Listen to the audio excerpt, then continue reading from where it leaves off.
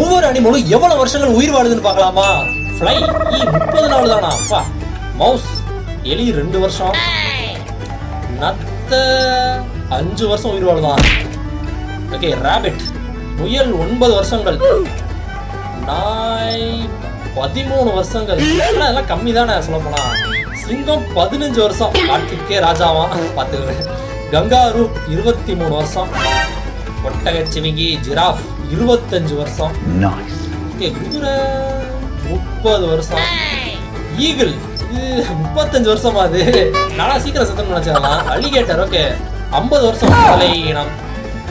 Farad கிளி 60 வருஷமா. அப்பா என்ன ஒரு 2 தலைமுறைக்கு வளர்க்கலாம் போலயே. யானை 70 வருஷம்.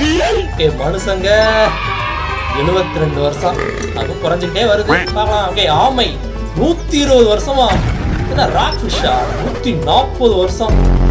ரெட் சீ உர்ஷின் இதெல்லாம் என்னன்னே கூட தெரியல 200 வருஷமா. கோஹட் வேல் திமிங்கலம் 210 வருஷம். கிராம் சிப்பியா 500 வருஷம் போட்டிருக்கு. என்னது இது?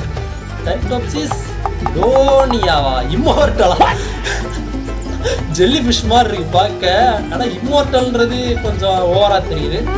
உள்ள சாகாவரம் பெற்று போது போய்கிட்டே இருக்கேன் மேல.